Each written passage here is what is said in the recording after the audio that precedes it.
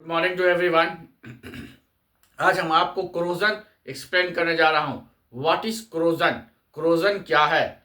आप देखते होंगे कि स्पेशली रेनी सीजन और विंटर सीजन पर मेटल स्पेशली आयरन पर आप देखे होंगे कि जंग लग जाता है।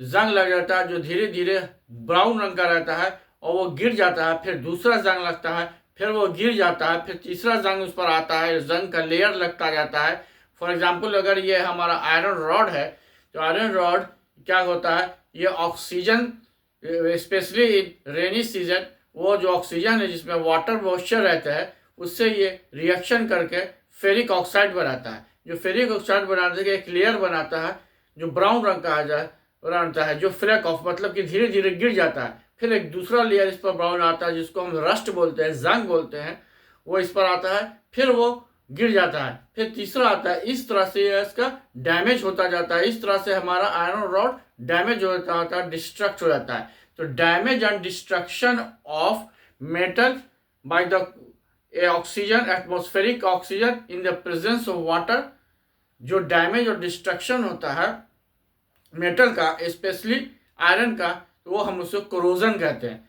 तो हम क्रोजन किस किस में हो सकता है? सिल्वर के साथ भी क्रोजन हो सकता है, एल्युमिनियम के साथ क्रोजन होता है, आयरन के साथ क्रोजन होता है, कॉपर के साथ क्रोजन होता है। तो ये हम आपको क्रोजन एक्सप्लेन करने जा रहा हूँ। पहले हम आपको जो हम आयरन है, आयरन को लेते हैं। आयरन का सिंबल Fe है। फर्स्ट वन लेते हैं Fe प्लस 3O2 रिएक्शन करके बनाता है Fe2O3 फेरिक ऑक्साइड।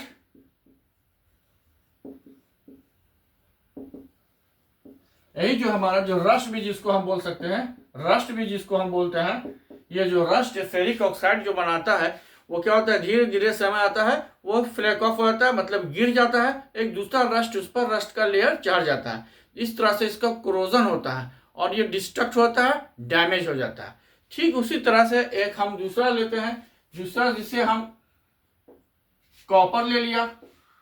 कॉपर जो हमारा वाटर और कार्बन डाइऑक्साइड के साथ रिएक्ट करता है, तो ये बनाता है कॉपर हाइड्रोक्साइड और कॉपर कार्बोनेट।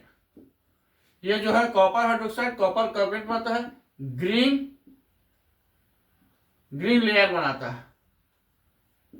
ये कैसा ग्रीन लेयर बनाता है कि जो कॉपर वायर देखते हैं या कॉपर जो रहते हैं वो एटमॉस्फेरिक वाटर से, ऑक्सीजन में जो वाटर रहता है उससे रिएक्शन करता है, और कार्बन डाइऑक्साइड जो एटमॉस्फेयर में कार्बन डाइऑक्साइड प्रेजेंट रहता है उससे रिएक्शन करता है। रिएक्शन करने के बाद ये कॉपर हाइड्रोक्साइड और कॉपर कार्बोनेट बनाता है जिसका कि ग्रीन लेयर बनाता है। ये हमारा क्या हो गया, जिस तरह से ये कॉपर को क्रोजन क्या हो गया, कॉपर हाइड्रोक्साइड और कॉपर कार्बोनेट हो गया। तीसरा लेयर है एल्युमिनियम। तीसरा हमारा एल्युमिनियम।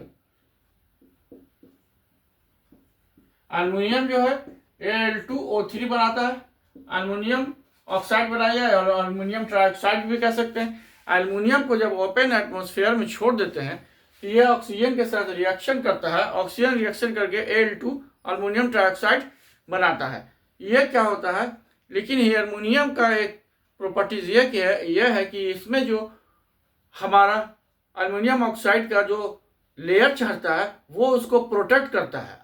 तो प्रोटेक्ट करने से एल्युमिनियम में फर्दर जो होता है वो क्रोजन नहीं हो पा सकता है। तो एल्युमिनियम एक ऐसा मेटल है जो कि एल्युमिनियम में अगर ऑक्सीजन से रिएक्ट करके एल्युमिनियम ऑक्साइड का जो लेयर बनाता है वो प्रोटेक्ट करता है, वो एल्युमिनियम को प्रोटेक्ट करता है फर्दर क्रोजन से, further reaction with oxygen, oxygen से रिएक्शन करने से वो इसको रोकता है।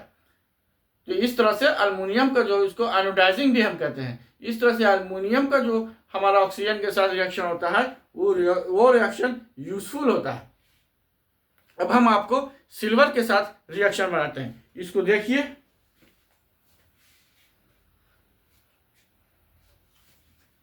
फोर्थ है सिल्वर जो है Ag जो है ऑक्सीजन के साथ रिएक्शन करा देगा, तो Ag2O बना दिया।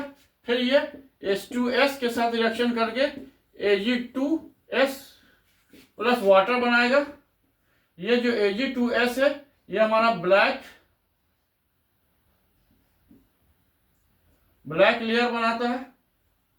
जो सिल्वर देखे होंगे, सिल्वर क्या करता है, सिल्वर सबसे पहले ऑक्सीजन के साथ रिएक्शन करता है, एटमॉस्फेरिक ऑक्सीजन से रिएक्शन करने के बाद सिल्वर ऑक्साइड बनाता है।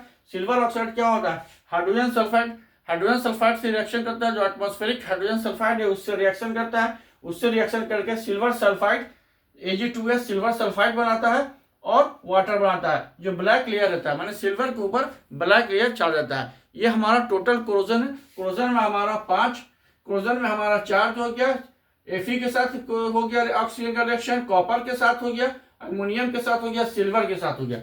तो कोरोजन में ये 4 रिएक्शन हम लिख देते हैं। तो corrosion almost, corrosion topic is almost completed. ये हमारा इफेक्ट ऑफ ऑक्सीडेशन भी आ सकता है, ये इफेक्ट ऑफ ऑक्सीडेशन भी है। दूसरा इफेक्ट ऑफ ऑक्सीडेशन क्या है, ये मेटल के साथ इफेक्ट ऑफ ऑक्सीडेशन है। दूसरा जो इफेक्ट ऑफ ऑक्सीडेशन है वो हमारा फूड के साथ आता है, जो कि रैंसिडिटी कहते हैं। तो व्हाट इज रैंसिडिटी, रैंसिडिटी है क्या, जब हमारा फूड मटेरियल जो होता है जिसमें कि ऑयल और फैट रहता है, ऑयल और फैट जो होता है एटमॉस्फेरिक ऑक्सीजन से रिएक्शन करने के बाद वो ऑक्सीडाइज हो जाता है। ऑक्सीडाइज होने के बाद ये fall smell, it gives fall smell. देखे होंगे 2 से 3 दिन खाना रख देते हैं, या 2 से 3 दिन कोई पूरी रख देते हैं, 2 से 3 दिन ऐसा फूड जिसमें कि फैट और ऑयल की मात्रा ज़्यादा है, क्वांटिटी ज़्यादा है, तो वो क्या होता है, वो रैंसिड होता है। रैंसिड में it gives the fall smell, वो खराब स्मेल देने लगता है। इसी को हम कहते हैं रैंसिडिटी। अब इसको हम प्रिवेंट कैसे करेंगे, तो रैंसिडिटी कैसे प्रिवेंट करते हैं, तो फूड मटेरियल अगर कोई पैकेट में बनता है, जो बाजार से जो आता है, वो इतना दिन तक सेफ कैसे रहता है, तो उसमें हम क्या देते हैं, BHT।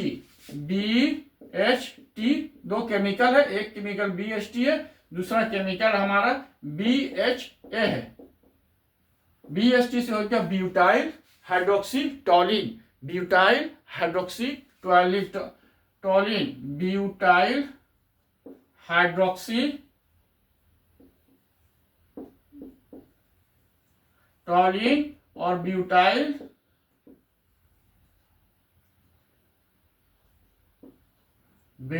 हाइड्रोक्सी एनिलीन,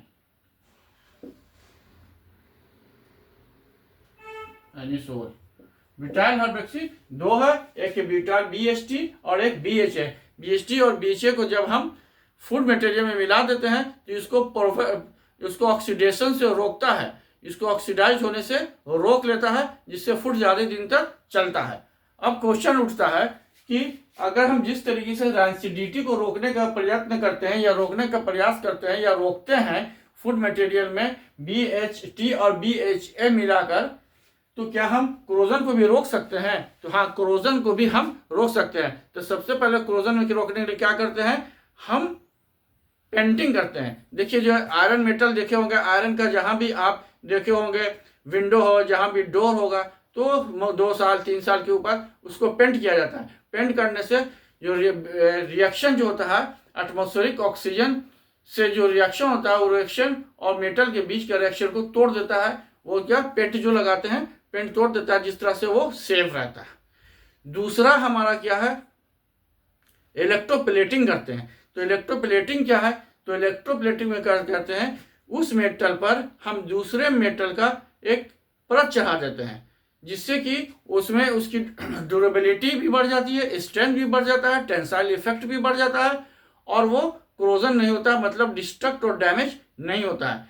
वो क्या करते हैं हम, जैसे कि हमने देखे होंगे साइकिल देखे होंगे, साइकिल का जो हैंडल होता है वो आयरन का बना होता है, Fe आयरन को क्या बोलते हैं, Fe का बना होता है, लेकिन उसके ऊपर हम क्रोमियम लगा देते हैं, उसके ऊपर क्रोमियम का प्लेटिंग कर देते हैं, जिससे क्या होता है, वो चमक भी देने लगता है, और साथ साथ क्या होता है कि उसका लाइफ भी बढ़ जाता है, उसका सुंदरता भी बढ़ जाता है, उसमें क्रोजन प्रूफ भी हो जाता है, क्रोजन उसमें नहीं लगता है, नहीं हो पाता है, तो इससे उसका दाम भी बढ़ जाता है, उसका टेंसाइल इफेक्ट भी बढ़ जाता है, स्ट्रेंथ भी बढ़ जाता है, ड्यूरेबिलिटी में उसकी ताकत, उसकी शक्ति भी बढ़ जाती है। तो इस तरह से हम क्या करते हैं, इलेक्ट्रोप्लेटिंग करते हैं। दूसरा हम क्या करते हैं, गैल्वेनाइजेशन।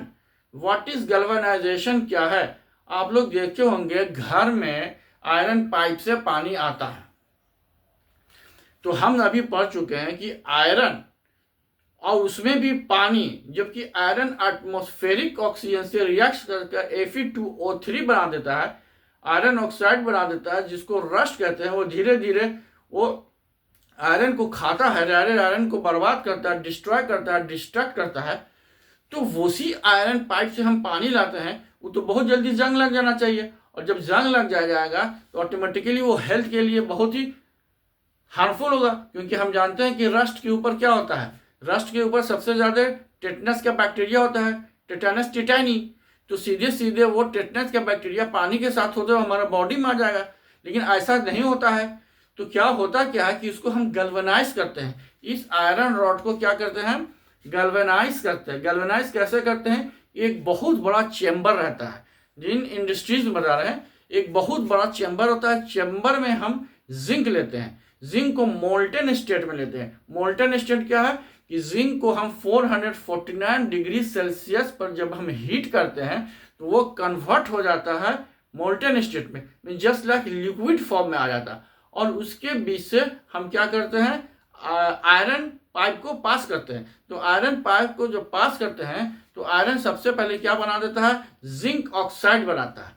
क्या बनाता है, आयरन जब उसके से पास होता है मोल्टन जिंक से, तो वो जिंक ऑक्साइड उसके ऊपर फॉर्म होता है। ठीक है, अब वो जिंक ऑक्साइड जब उसी आयरन पाइप को उस बड़े चैम्बर से बाहर निकालते हैं तो एटमॉस्फेरिक कार्बन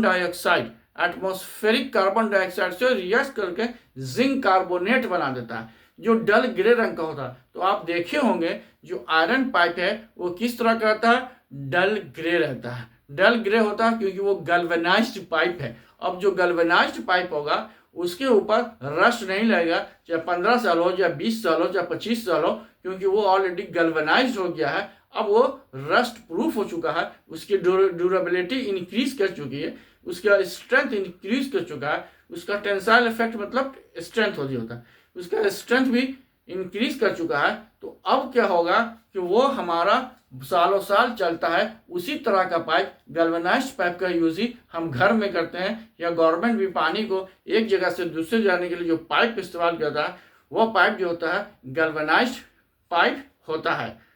और इलेक्ट्रोप्लेटिंग आपको हम बता चुके हैं कि व्हाट इज इलेक्ट्रोप्लेटिंग, क्या होता है। इलेक्ट्रोप्लेटिंग में एक मेटल पर दूसरे मेटल का हम कवर चढ़ा देते हैं।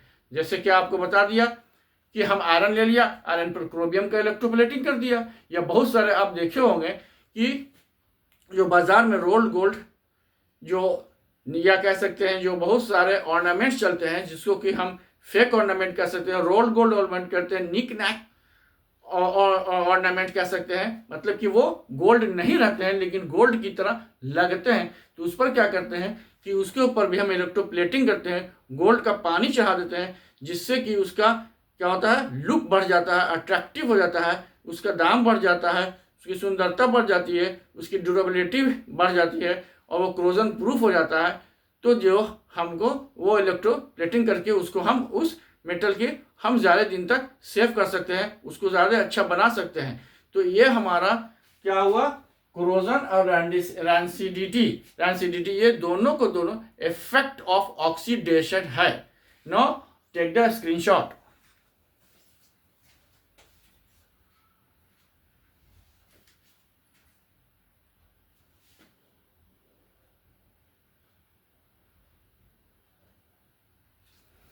I think you have taken the screenshot, and if anybody is having any confusion, see 2 to 3 times and send the comment so that I will try to remove your problem in the next class. Thank you. Have a nice day.